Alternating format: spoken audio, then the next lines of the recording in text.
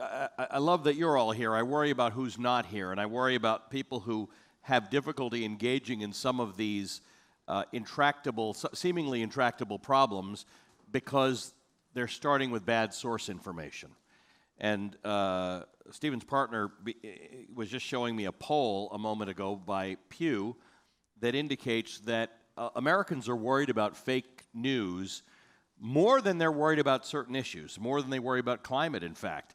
And I think there are two issues here. One is you probably should worry about fake news more than you should worry about most things because it stymies proper discussion about things. If people are basing their arguments on information that is wrong, then how informed can the conversation be? But the other thing, Tiffany, that worries me is that 50% of Americans are worried about fake news. I'm wondering whether the other 50% aren't worried because they don't know that they're subject to it.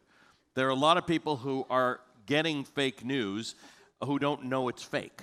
And it's really, really hard in an era where we don't signpost these things as clearly. So there is a lot of opinion in the news, and people always tell me, this opinion has ruined news. And I remind them, opinion has been in the news since there was news. There's always been opinion. I'm not of the view that opinion is dangerous. I'm of the view, opinion exists, that dishonesty in the news is dangerous, and the viewer has difficulty understanding the signposts, right? We can tell them, you're about to watch something that's opinion, but nobody ever says, you're about to listen to a lie. You're about to repost or retweet a lie. This is wrong information. And when you think about that, it may be one of the greatest societal issues we're facing right now. Yeah, I agree. First of all, hi, everybody. Thanks for being here, and thanks for having me, Ali, and great to be on with you. I think there are two different issues here. So there's manufactured, very intentional fake news that is flowing into our society from foreign governments with the intent to stoke racial animosity and pump in disinformation in society. That's one issue. We can all agree on it. Except for the president. Most of us can agree on it. Right. Then there's the issue of fake news that are actually coming into our homes and on our populating our timelines from government institutions. And collectively, the confluence of these things contributes to the dumbing down of the American electorate, which has dire consequences for policies instituted in our society. There's a lot of blame to go around, a lot of responsibility to go around. So we can only control what we can control. So we as consumers of news must share responsibly and must think critically. And that is a heavy lift when you think of society at large. Because people have jobs. They've got things to do. They don't open up their social media and think, boy, I need to study this and evaluate it to determine whether this is true or not. Right, exactly. So, but it does impact our life. And so one thing that we can do is to share responsibly and not be so easily distracted. And I think that's where the responsibility of the media comes in. In May 2017, when Donald Trump was tweeting that James Comey recorded conversations in his office, that same day, cable news went crazy. It was the breaking news banner all day because the president tweeted something. That same day, then Attorney General Jeff Sessions, just like that, brought back mandatory minimums. That was a much bigger issue for society at large, but it wasn't consumed widely by the media, so you miss it. So I think we have to start holding our media outlets accountable, and we have to start taking our own responsibility. I just want to say really quickly, 74% of people of color get their news from social media. Well, people of color are the rising majority in this country. That's going to be a major problem. And even in my own conversations, I have a very eclectic group of people. They all don't consume the minutia of politics like my friends on stage and I do. But it still seeps by osmosis. They'll know things. And so you guys remember the very famous moment when Maxine Waters was questioning Secretary of Treasury Steve Mnuchin and said, "Reclaiming my time." And this became a thing. I saw it all over Facebook, all over Twitter. People were saying, "I can't believe it's Monday already. I want the weekend back, reclaiming my time." But when I started asking people who were posting this, and I said, yeah, but what did you think about the fact that Secretary Mnuchin completely disregarded Congresswoman Waters' letter to him inquiring about the president's finances? Whew. Nobody knew anything I was talking about. They knew the hashtag, they didn't know the issue. People will read the headline and not the article. Those are things that we as consumers have got to do better on. Yeah, that is a very big deal. And so the question becomes, and I think you've laid it out really well, Tiffany, that this is a multi-pronged issue, and there is a lot of responsibility to go around. The media, people who spread misinformation, consumers who spread it, and consumers who consume it. So Steven Brill, who has been thinking about this for a long time, you have come up with something that at least feels like the beginning of a type of solution that we should think about in terms of signposting, so that if I would like to be a more responsible person about how I consume and what I spread, there is at least something of a tool that can start to help me get there. And it's yours. Right. Tiffany talked about this being a heavy lift, and NewsGuard is hoping to make it less of a heavy lift for you and everybody else out there. What we do is we have several dozen journalists who have read and rated and written nutrition labels for 4,000 news and information sites that encompass 97% of the news and information shared online in the United States and about 92% in the European countries. And I have a clicker here. Let's see if this works. Oh, yeah. Oh, my God, it does. So this is an example of what we do. And there's an example of a green rating for the Center for Disease Control.gov and a red rating down there for a website called The Age of Autism. And each of these websites have lots of activity, but the truth is Age of Autism has about 50 times the traffic and sharing that the Center for Disease Control does. Now, why does that matter?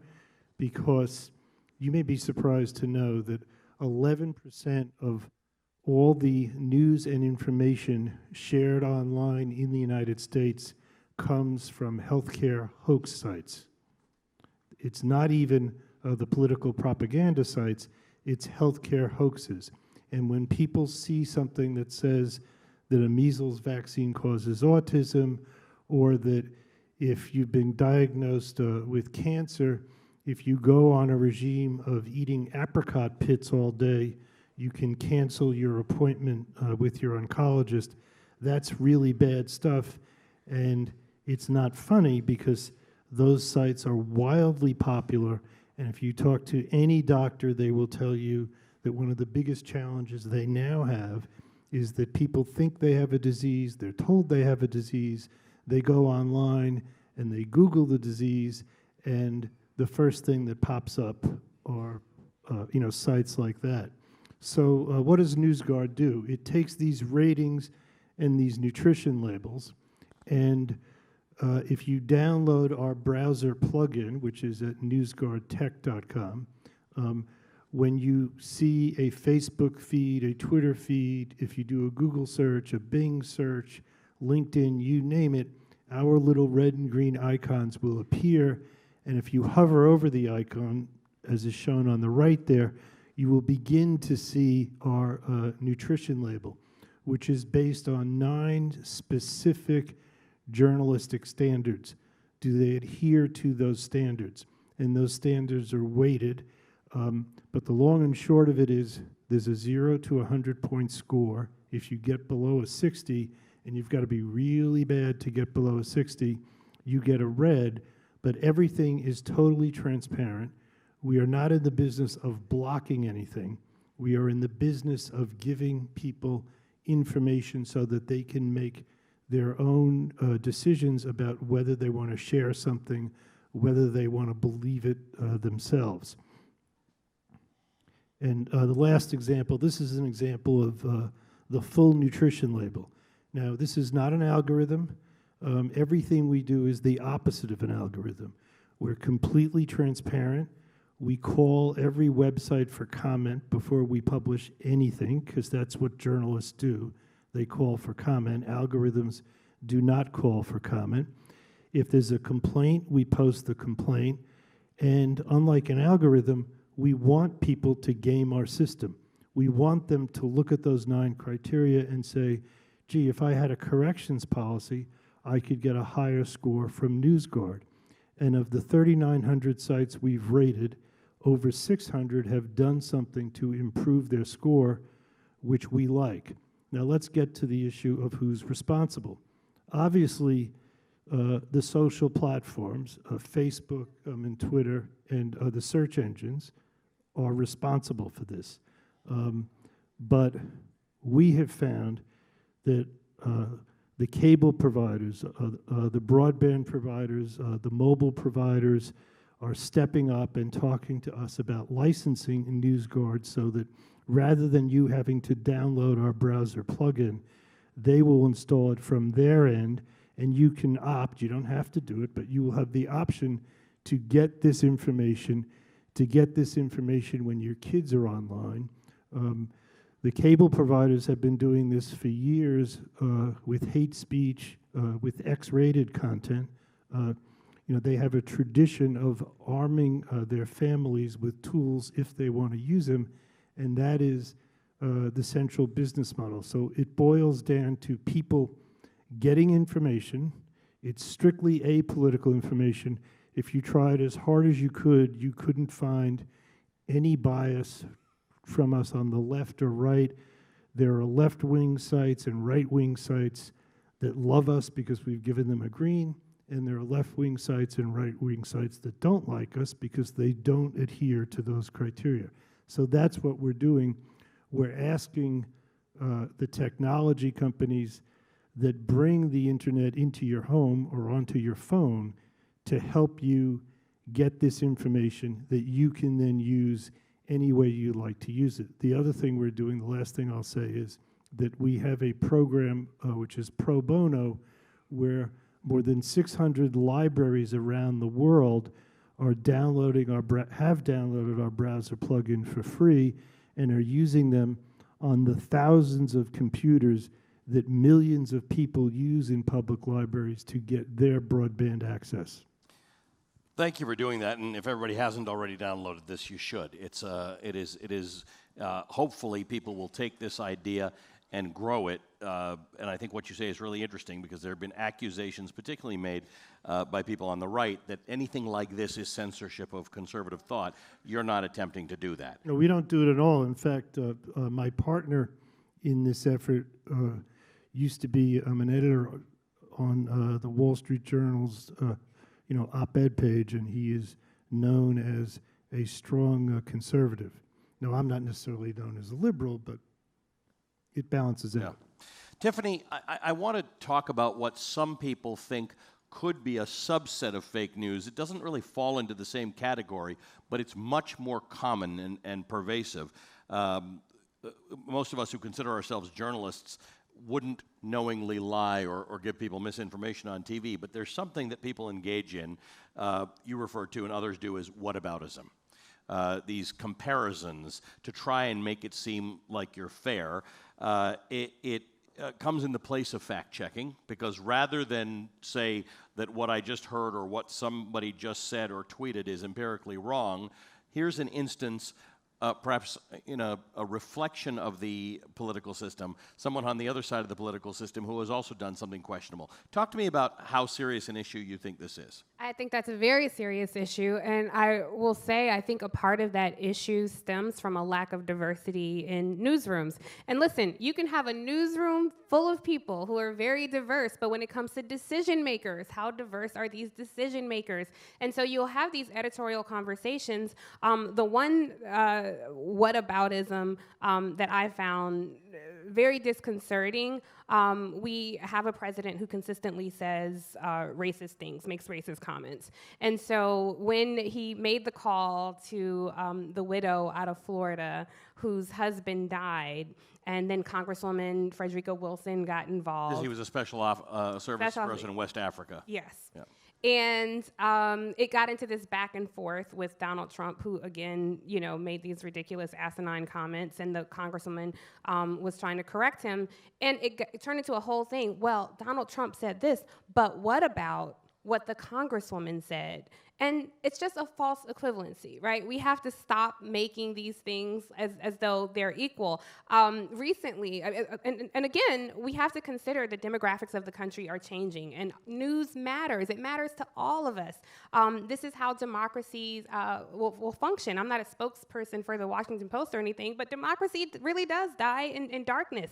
And so when you lose the trust in the news media, which I think a lot of people have, and you look at the erosion of what happened in media over the past few years, post 2016. It's been a long process, and ignorance when it comes to politics and policy is a bipartisan issue. It is present no matter what political party you belong to. But when you look at what's happened over the last few years, and you look at some of the discussions, and so one thing that I have noticed, because I'm very sensitive to this subject, is our failure to call these things out. When we say, Congressman Stephen King said, I'm paraphrasing here, but essentially white people have done more for this country than anybody else, and communities of color should, be grateful. I'm paraphrasing, that's not his exact phrase. And all the news media on cable news, in newspaper, print, and broadcast said he made racially charged comments.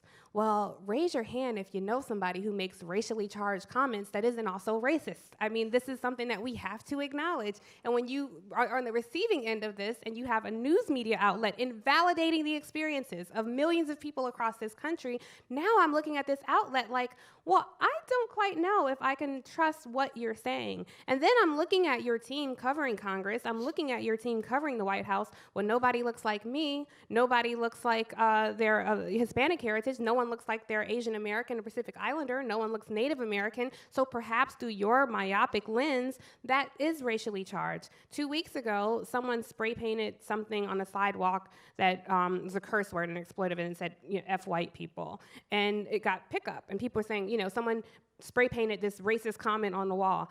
Oh, we sure that wasn't racially charged? Because that's how we described everything else. And so this whataboutism can extend to a lot of things, not just the racist comments that we hear in society now. It can extend to what's happening right now with impeachment and the Mueller report and everything that's been unearthed by some of the investigations we're seeing. We have people in media who I think are very concerned about access. And so on another network that I don't appear on as much, they did a whole special, and they called Kellyanne Conway a badass woman of Washington. Kellyanne Conway, who made it her business to come out and lie repeatedly to this very network, and they did a whole special on her, calling her a badass woman of Washington. It just baffled the mind. So now when I look at that network, I have to question everything that comes on it, because you are not speaking my truth. And I will say lastly, Ali, that speaking truth can sometimes be perceived as a controversy. So I've been on air and said things, and people thought, oh my gosh, you're so controversial.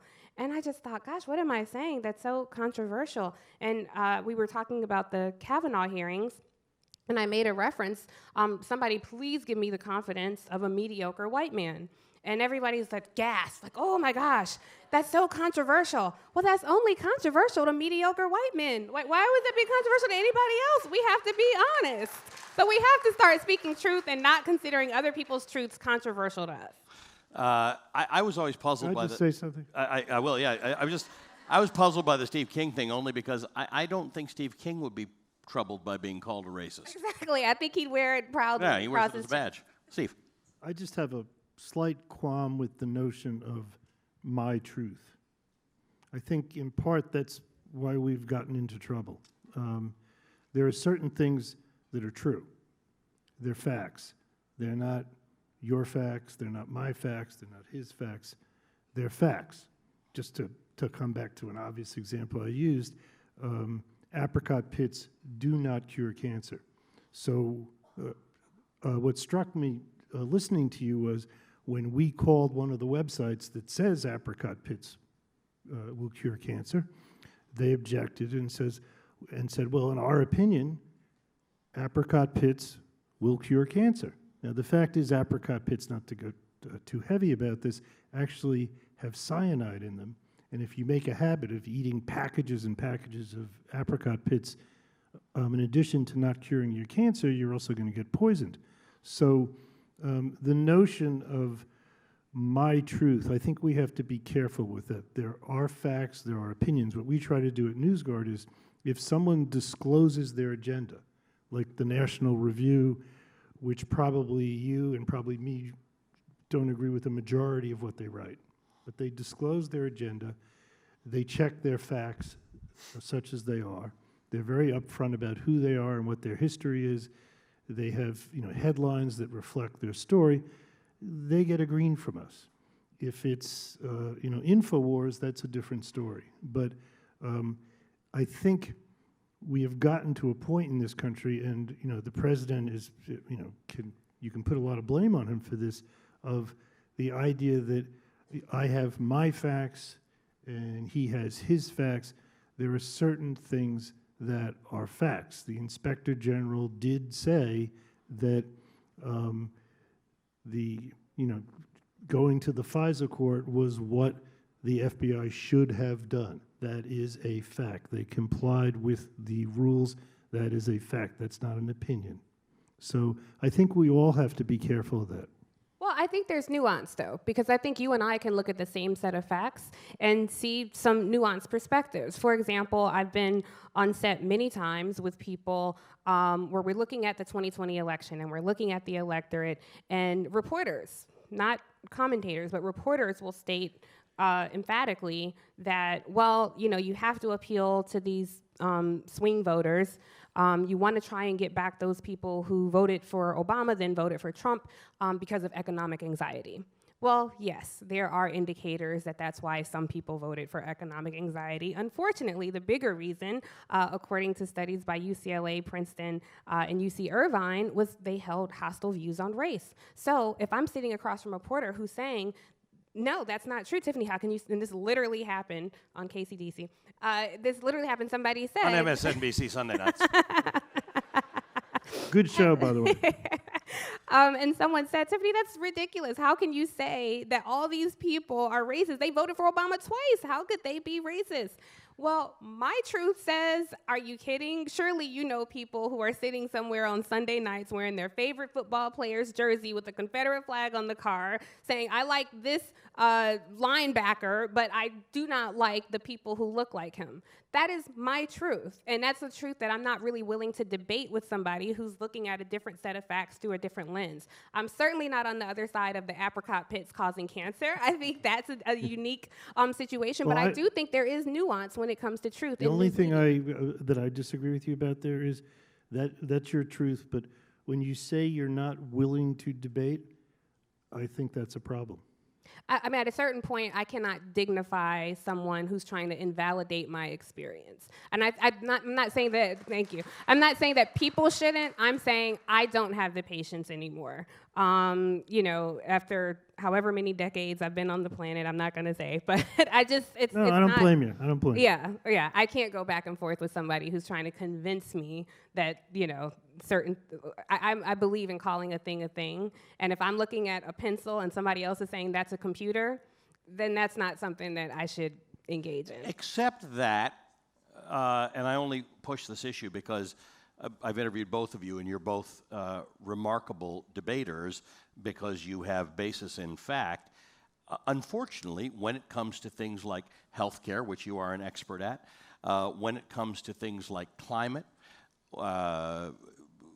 there are lots of issues where there are people who cast ballots on the basis of bad information, and you're debating them on TV or in an article might change minds, right? We're going to have to change minds. Climate is a perfect example. We're going to have to change minds. I love to say, this is not up for discussion. If you're an idiot about climate, it's not my problem, but it is my problem because you vote. And when it comes to racism, you vote. And when it comes to healthcare, you vote. So if you're voting on the basis of bad information, is it not everybody's responsibility when you have your abilities to debate to I get it, because I'm struggling with this. I'm asking it as a real question, because I don't know what to do about this, because the line gets fuzzy. I'm prepared to debate somebody who doesn't hold my views, but what if I actually know they're spreading lies? How do we navigate that? Because I've seen you, and you've been on my shows. You do debate people who have different views. Where's the line as to, I'm not debating you because you're too stupid, or I'm not debating you because you're deliberately spreading misinformation about apricot pits? I have trouble with knowing where that line is. You just answered your own question. Maybe it's the Kellyanne Conway is where the line is. Right. Right, yeah. But listen, I think, yes, there are things that where people are intellectually curious and they are movable. I don't think that applies to everybody. I don't think that applies to our current state of policies. Listen, I remember a functioning, thinking Republican Party, and it was it really was great to see an intellectual exchange, an exchange of ideas and ideologies. Like, I got it if you were a national security Republican and you felt strongly about these things. So we can have a healthy debate about that. I got it even if you were a moral Republican and you didn't believe in stem cell research. That's a debate. I got it if you were a fiscal policy Republican. This is something that we can debate. Now we've ventured into territory that truly is beneath, it has lowered the discourse. It has appealed to the baser instincts of the lowest common denominator of society when we are, have the leader of the free world literally saying, what you see is not happening. What you hear did not happen. That a representative of that faction of our politics is not someone I'm going to debate, because the people who follow you, there is no penetrating that willful layer of ignorance. And so my grandmother used to tell me, never argue with a fool, because from a distance they can't tell the difference. I will not argue with someone in that space. It lends legitimacy to what they're saying. I think, and I'm not just plugging the network, but I do think on MSNBC, there's space for a more nuanced discussion. I think occasionally, on CNN, there's more, for the shows that aren't pushing you to, say a 30-second viral soundbite, there is space when you're on for an hour to have a more intellectual discussion. Outside of that, the yelling and the back and forth, and you treat it like you're watching Pacquiao versus Mayweather, I think that lowers the discourse in society and, again, continues to dumb down the American electorate, and nobody's learning. Don't look at me for permission. You guys are going fine. So you don't need a moderator for this panel. Let me summarize the problem by telling you how I watch the Yankees during the baseball season. I love the Yankees. If the Yankees win, I watch the whole game. I then tape and watch the 11 o'clock news reports from all three stations about the victory, even though I've watched the whole game. I read the New York Times, the Daily News, the New York Post the next morning to regale in the victory, even though I watched the whole game. If the Yankees lose, if they start to lose in the third inning, I turn off the damn television. I don't read the news about it. I don't want to hear about it. I don't want to know about it. Now, that's kind of okay for a baseball fan, but in too much of our country, that is the way we deal with news. The people who agree with Fox tune into Fox, and they love it. The people who agree with MSNBC tune into MSNBC, and they love it. And I don't really know the solution to that problem, because I fall prey to it when I watch baseball. But I think that when that happens, they are much more prone to believe the disinformation that might come on either side of the aisle. And what needs to be restored is some sense of we all operate from the same set of facts. And it is a fact that the earth is getting warmer. You can't, how do you have a debate about that? But if you don't talk to the people who have been convinced that it's a hoax, you can't just dismiss them as stupid, because, as Ali says, they vote too. And I think you can take that issue and you can spread it across a lot of different issues where people really have to talk to each other. That doesn't mean that I'm necessarily more moderate than you on certain issues. It just means, as a practical matter, maybe as a naive matter, you would probably say, and you may be right, it makes much more sense to talk to people. I sentence myself to watch 10 minutes of Hannity every night. I just make myself do it, because I want to know as a journalist, what is he saying? What is he telling his people? And I think that's very important that Americans feel that sense of responsibility to know what the other side thinks, even if they can't really understand how they could think that. But again, the notion that I have my truth and I don't want to talk to anyone else who doesn't share my truth, which I know is not what you said. I don't mean even to imply that that's what you said. But that is dangerous. That's the way I watch the Yankees.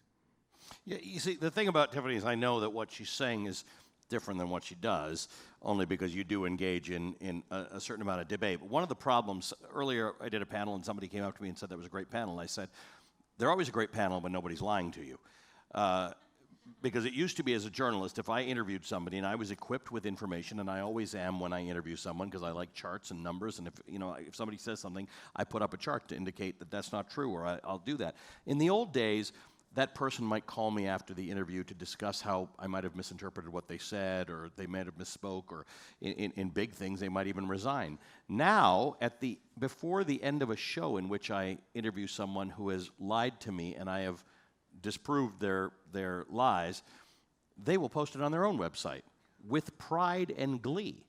There is no shame anymore in lying, and that's a different category of this misinformation, because not only will somebody tell you about apricot pits, they'll come on my show and say things. It's a new world for me. I prior to the last 3 years, I didn't have people who actually came on and lied. What do you do about that? Do we interview them to show that they're lying, or do we never? Because I get a lot of angry people when liars come on my TV. Why do you give them space? And again, my argument is because they're out there in the discourse. They're talking on somebody's TV. They're writing. They're on somebody's website. What do I do? I think that's what you should do. You think we should talk to liars?